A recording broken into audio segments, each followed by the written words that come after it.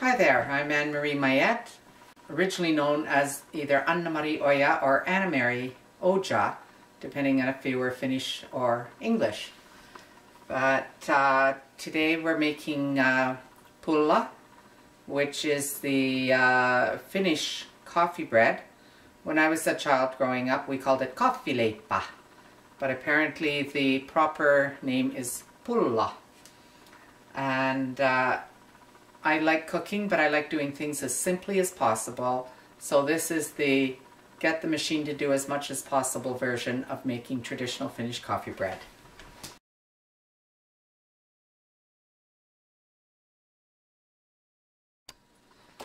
The nice thing about making yeast breads is they're pretty well bomb-proof.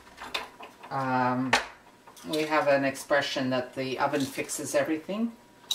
And throw the ingredients in.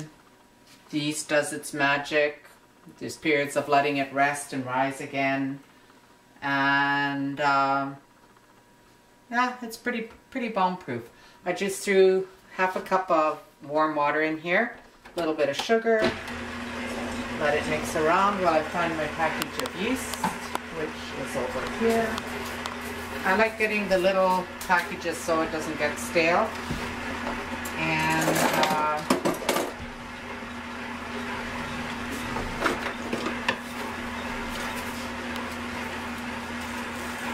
always check the date before you buy it, because sometimes I have found expired ones. So always remember to check the expiry date. This expiry date is May 18th, 2015, so our bread should be fine.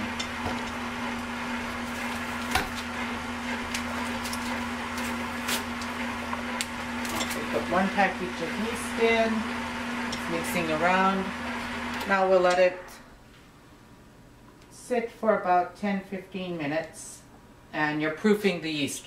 You want to make sure it gets nice and bubbly before you start putting your good ingredients in. Eggs in, 4 eggs.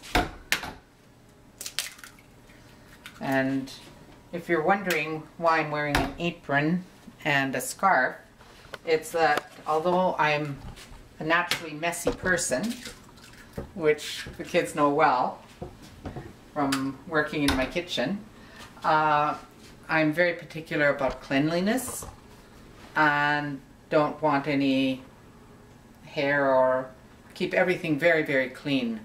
So messy is okay, cleanliness or not, lack of cleanliness is not. I've put in the 4 eggs up the fork, whip them up. The yeast looks like it's doing all right.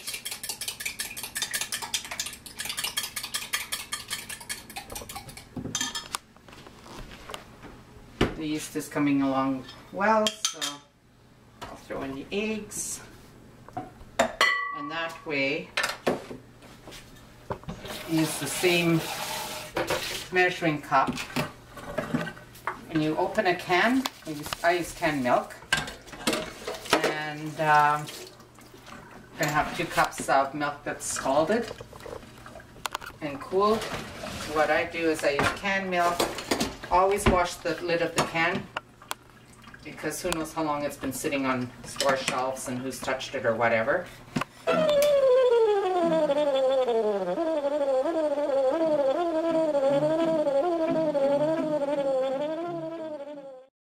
Can isn't quite 2 cups, so I just add some hot water, rinsing out the can, a bit more. Beauty of microwaves.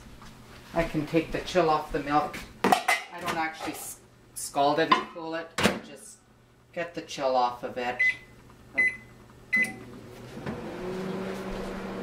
And in the meantime, I can start adding other things in.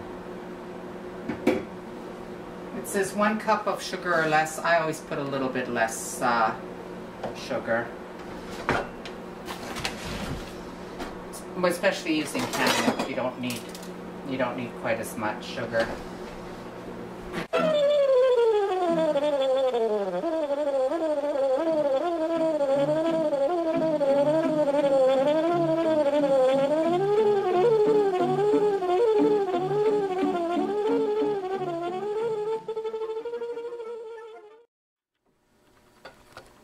This is a half cup measure, so I'm putting in about 3/4 of a cup of sugar.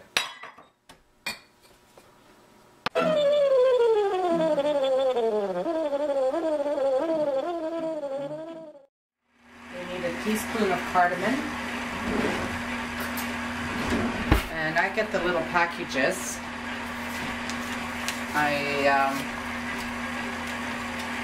Because they keep, again, a foil package, they keep really fresh.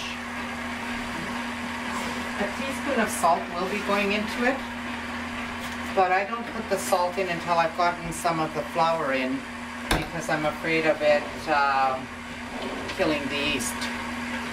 So my habit, I'm not sure that it's necessary or not, but my habit is to put in some flour before I put in salt.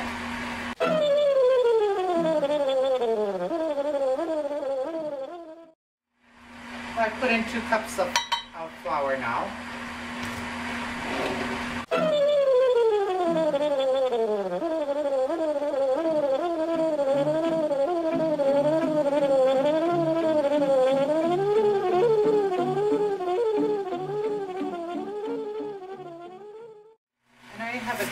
To use coarse salt for my cooking because it's not iodized. Again, I don't know if it's really important, but that's my habit.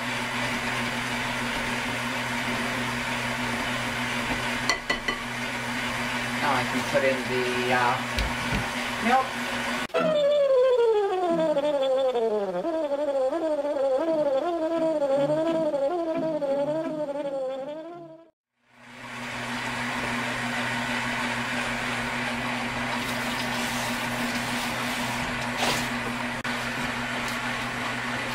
And you notice that once again I use the same measuring cup, so I'll cut down on the amount of dishes to be washed.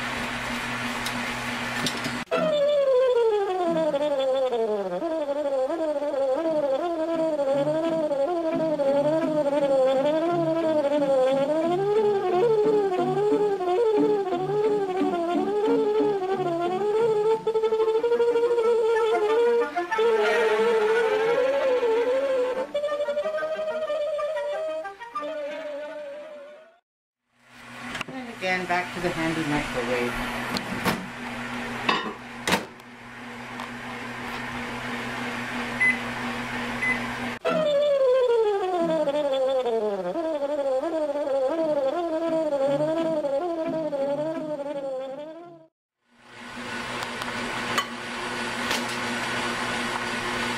About 3 cups now.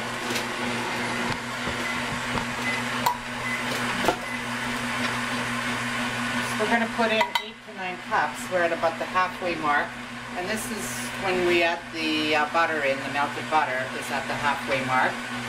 But this is also, if you want to put raisins in, this is the time to add them in. Okay, and at the halfway mark is also when you'd put in the raisins if you wish to add raisins. As my husband thinks it's not coffee bread unless it has raisins in it. And go our raisins. Some people flour the raisins before they put it in, but this, I just opened the bag, they're so fresh they're not sticking together, so it's fine to do it like that. Notice I use elastic bands a lot for sealing packages.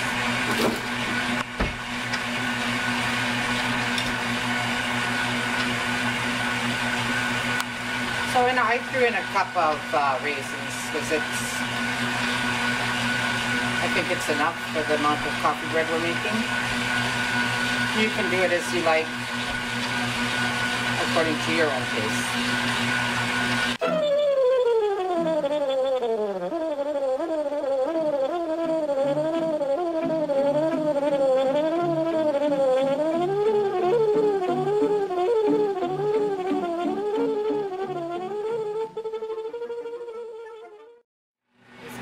Came out of the fridge, so it's taking a little longer to melt. I don't want to have it really bubbling, but I want it nice and soft.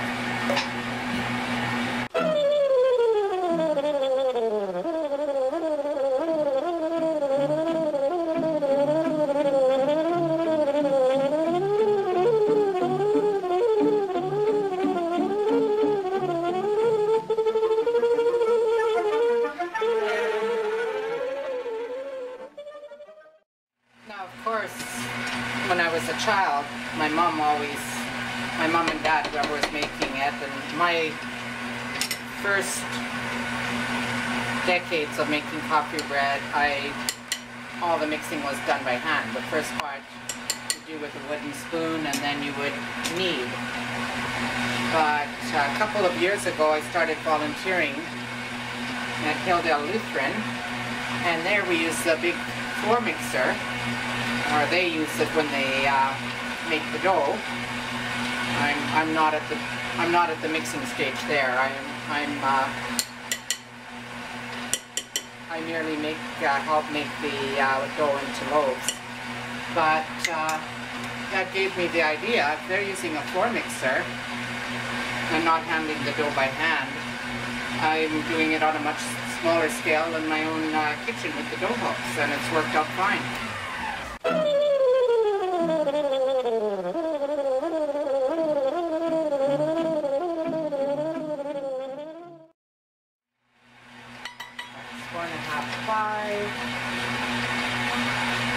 Five and a half, 6.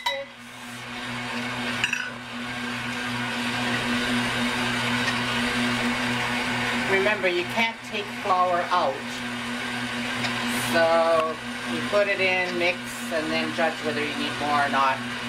And it can vary on the humidity.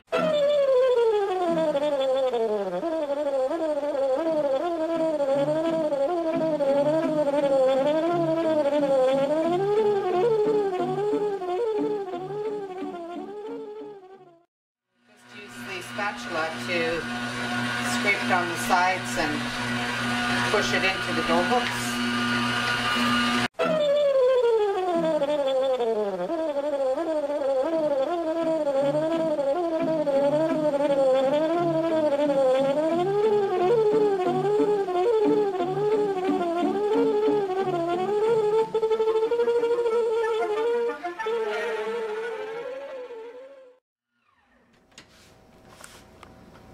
You need to feel with your fingers to see the elasticity, and I think I've got to put in, now it says 8 to 9 cups.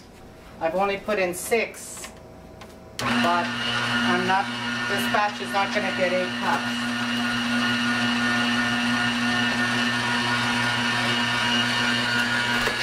Maybe 6.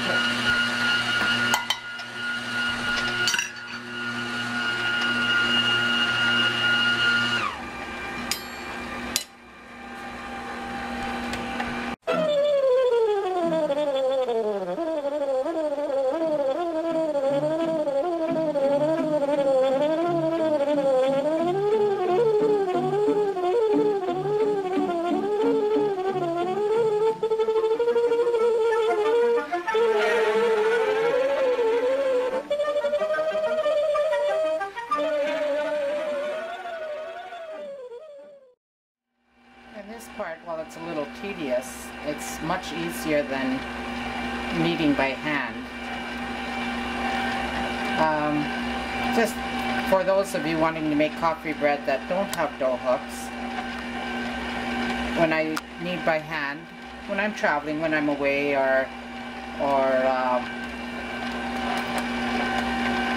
I guess if we ever didn't have electricity, I would have to go back by hand. And I use just one hand, so I have the left hand. I'm right-handed, so I use my right hand to knead, and I keep my left hand clean to get more flour or whatever else I need. And probably I should show you what to do.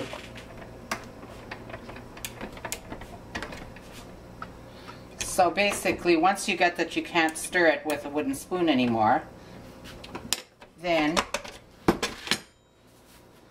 you take, and by the way, my hands were washed very, very well with soap and water, and you take up and knead, and take up and knead.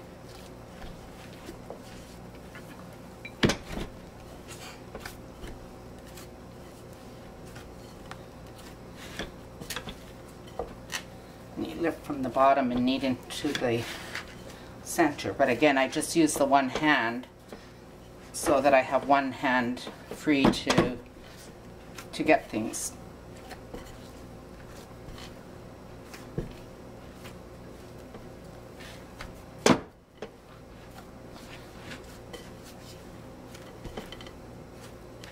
And actually, if I was going to do a lot of kneading, I wouldn't be doing it at counter height. I'd be putting it down on the table so that I'd have more force. But I do have electricity and no hook, so I'll go back to that.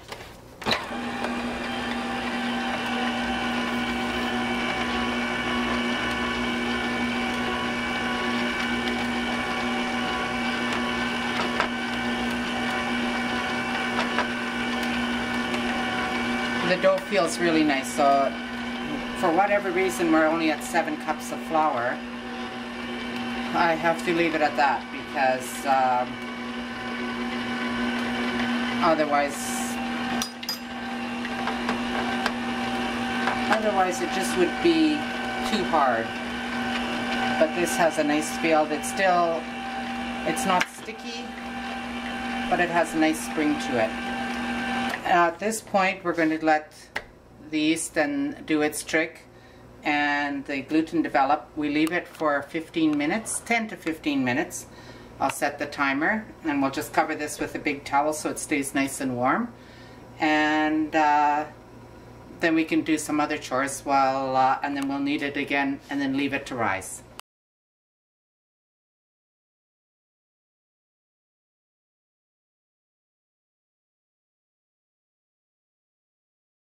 Hi, welcome back everybody. Last time you saw us doing the first stage of making the coffee bread. Now it's risen, and now we're going to do the next stage, which is making it into the loaves and braiding. The first thing you do when you have the bread dough is you make the sign of the cross. You bless the bread, and we're grateful to have it. After that, you cut it into 4. We're going to do the 4 loaves, and I try to judge by eye as well as I can to get it equal, but because I don't trust my eye, I use a scale. That's 1 pound 5 ounces, 1 pound 8 ounces. Oops, let's start at 0 again. 1/8, and a smidgen more than 1/8, so there we go. And we make each into a nice little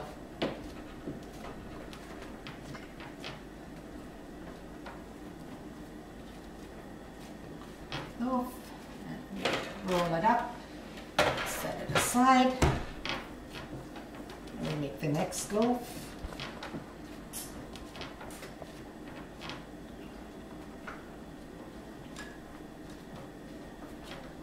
And we set it aside.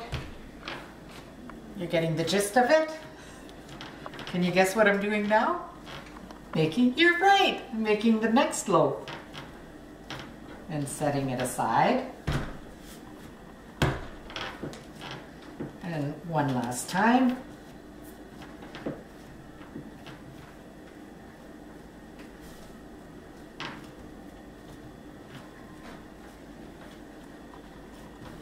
Setting it aside. First one we set aside, we'll take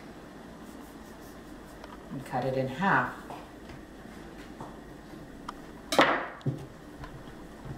We're going to make a rope because we're going to be braiding once we get nice long loaves, or nice long ropes or braids. So you notice I'm very careful to be wearing a scarf so that no actual hair will enter these braids.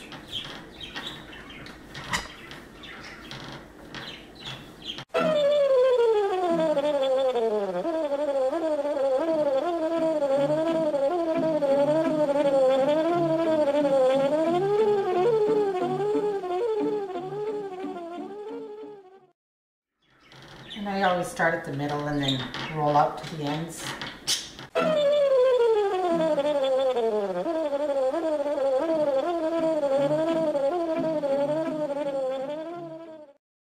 The same. You crisscross, and then you start the far right, over, under, over. Then the next, over, under, over. The next, over, under, over. Let's roll this out a little bit longer. Over, under, over, over, under, over. Right to the end, and then tuck it under. And then you put it to rise.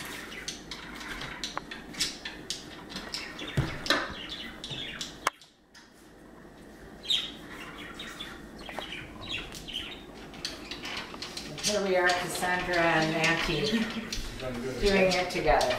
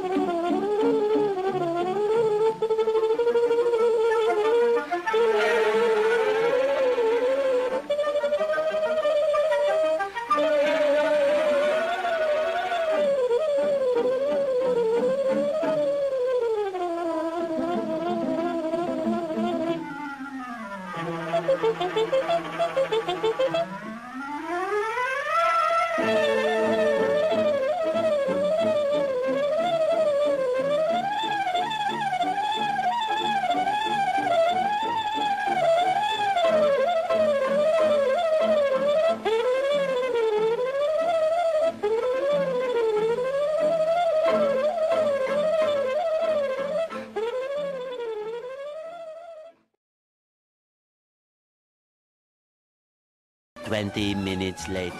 Coffee bread rise about 20 minutes. We set the timer for 20 minutes just to let them rise a little bit.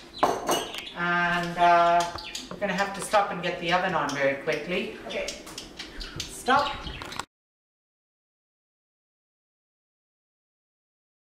Okay, now we've got the cookie sheets lined with parchment paper.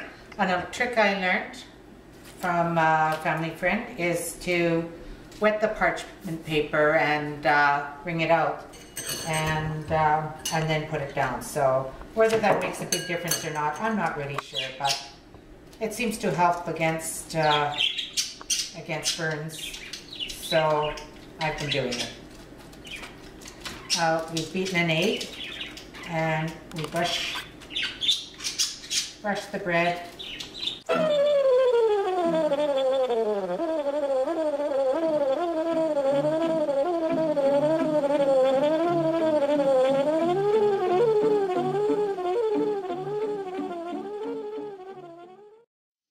And finally we have some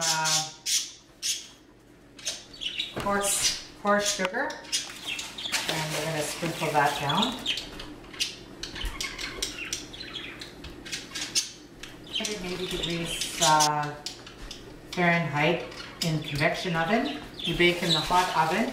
It's so if you don't have a convection oven, you're going to use 400 degrees. We have convection, so we're using 380. And now they're ready to go in the oven. So we'll just set them aside. As soon as we have the oven up to temp, they'll pop in.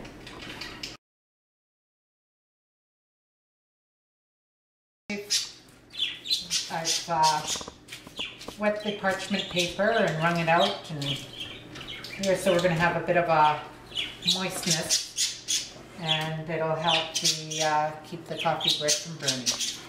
Now we're ready to do our next batch of dough to turn into nice little loaves.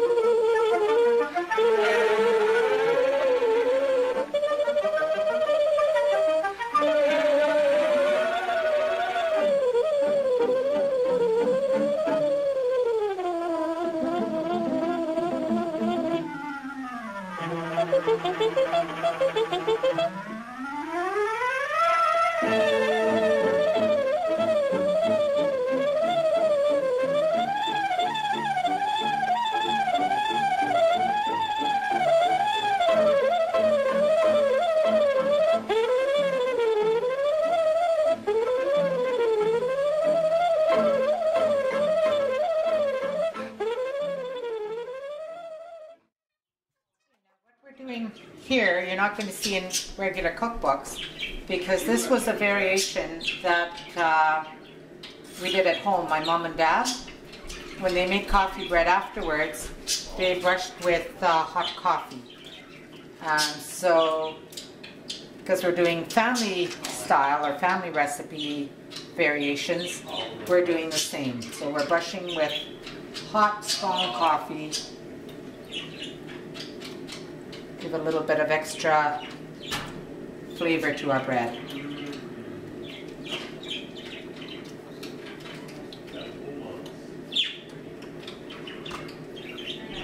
We have people impatiently waiting to rip into the fresh baked bread. Sometimes we let it sit for 15-20 minutes before we cut into it. That's not always possible. Sometimes the ravening crowds don't care if it's hot. Figure it's just the better to melt the butter. And by the way, you'll notice our ingredients, we use real butter. No substitutes for real butter. Either for baking the pulla, for having it in the ingredients, or for putting it on the bread as we're going to eat it. There we go. All right, ta-da! First batch is ready. Now we're going to get the second batch ready to go in the oven. Okay, so now you brush it. Am I doing it or are you doing it? I think we should make Cassandra do this. See if she... Are your hands washed? First thing you do, wash your hands, soap and water. I'm not making her boil her hands, but they do have to be washed with soap and water. Now you're going to brush. After you brush, there's sugar down the center, and then into the oven, and the timer's set.